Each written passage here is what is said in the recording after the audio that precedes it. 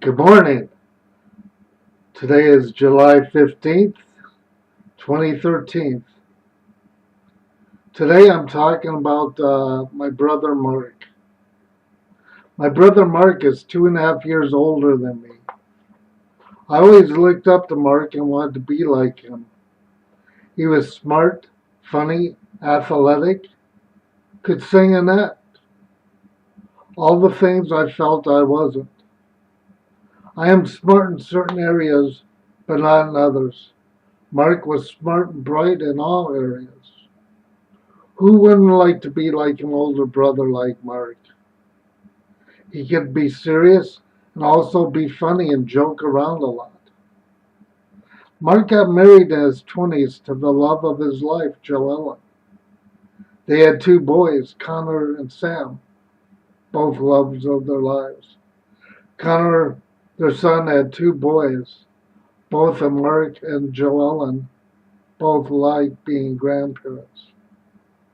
Sam and his wife haven't had kids yet. Hmm. Maybe Uncle John needs to give them the talk. Mark was a college professor in Baraboo, Wisconsin. He taught drama and he had his doctorate degree. He enjoyed putting on plays for almost 30 years. At the age of 55, he was diagnosed with Alzheimer's. Today, at the age of 62 years old, things are a lot more difficult for him, but his loving family and wife are always there at all times. I was very talkative in orthopedic school until the age of 14.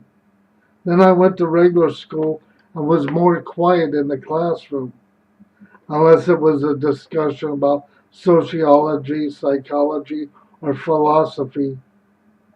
Then I would speak. I never liked really speaking in public. I felt I had a palsy voice, and yet when I hear it on a video or hear my voice being recorded, it always sounds bad to me and makes me feel like, oh, that's a palsy voice. But I know my voice is not as bad as a lot of my other brothers and sisters who have cerebral palsy. My church got me to speak, and I had only done it twice before.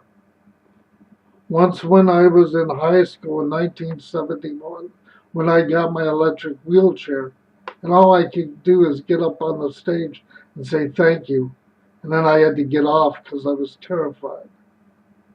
Then in 1974, when I was taking a class at University of Wisconsin-Milwaukee in a master's program in philosophy, the professor wanted me there.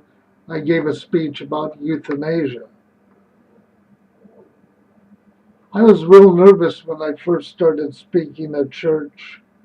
I thought of my brother Mark and the Sound of Music when he was in high school and he was in that. And then I thought of him also when he played Henry Higgins in My Fair Lady in high school. Then I started to enjoy and hear people applaud, and some getting the feeling that some actually thought I had something worthwhile to share with others.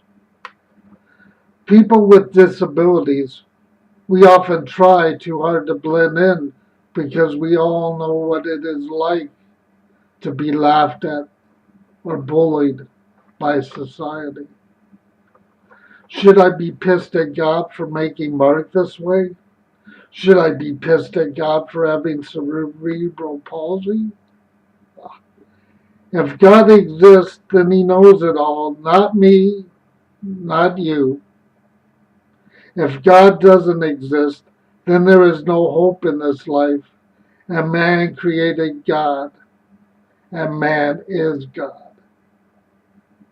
If man is God, then he is not doing a good job at it.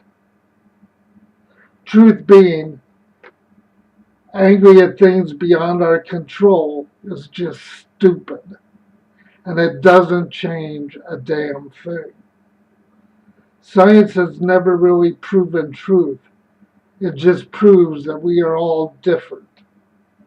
Faith has never been based on science, and if you don't believe in God and you are too self righteous, indirectly you may be responsible for others hurting themselves or more. Without hope, I have nothing at times. Mark and others like me who become disabled, maybe it was meant to be, and maybe we are supposed to remind others of what they often take for granted. The other outlook is to be angry and not try to love and just live until we die.